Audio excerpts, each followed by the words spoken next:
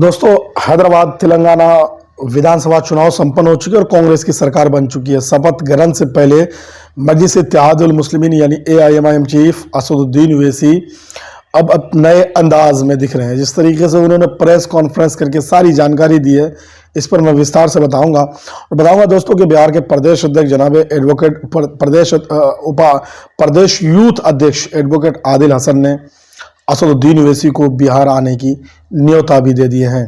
आने वाले कुछ समय में लोकसभा चुनाव है, इसके लिए पार्टी तैयारी शुरू कर दी है।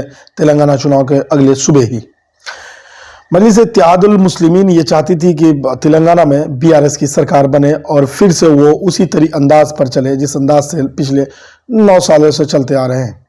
मजलिस इत्तेहादुल मुस्लिमीन बीआरएस को हिमायत भी की थी। जिन सीटों पर एआईएमआईएम चुनाव लड़ी, बाकी सीटों पर मजलिस इत्तेहादुल मुस्लिमीन के सुप्रीमो असदुद्दीन ओवैसी साहब खुले मंच से ही बीआरएस का समर्थन करते थे। लेकिन ये बात अलग है कि जिस जगह पर मजलिस इत्तेहादुल मुस्लिमीन के उम्मीदवार थे, उस जगह पर बीआरएस के भी उम्मीदवार खड़े कर दिए गए थे। अब बीआरएस की हुकूमत तो चली गई है, कांग्रेस सत्ता पर आई है।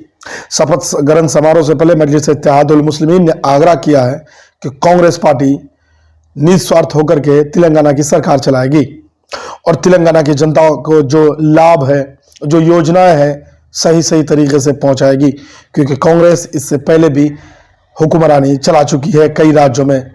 देश में 70 साल से कांग्रेस ने शासन किया है, तो कांग्रेस की तमाम योजनाओं के बारे में लोगों को पता है। असदुद्दीन ओवैसी साहब कहते हैं कि हम कल भी विपक्ष में थे और आज भी हम विपक्ष में हैं। जो लोग ये कहते हैं कि हम बीआरएस के साथ सरकार में थे, तो शायद उसको तारीख नहीं पता है या उसको नॉलेज या ज्ञान नहीं है। हम बीआरएस के सामने भी विपक्ष में थे और कांग्रेस सामने भी विपक्ष में रहेंगे। जिस अंदाज से हम बीआरएस के सामने में काम करते थे, उसी अंदाज से हम इनके सामने भी काम करेंगे और कांग्रेस पार्टी को करनी पड़ेगी हमारी मांगे पूरी। आवाम की भलाई जिसमें होगी, गरीब मजलूमों की भलाई जिसमें होगी, उस काम को तो कांग्रेस पार्टी को ज़रूर करनी होगी। इसके लिए हमें जो करना पड़े, जहां तक जाना पड़े, हम हर हत्तल इम्कान, हर मुमकिन कोशिश करेंगे।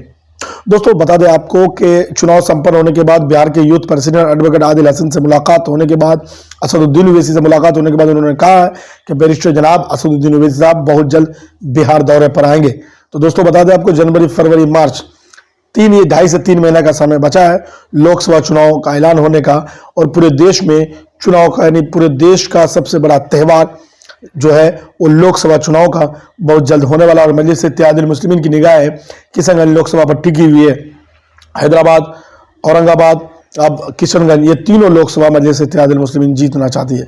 इस पर आपकी क्या प्रतिक्रिया, आपकी क्या राय है, कमेंट बॉक्स में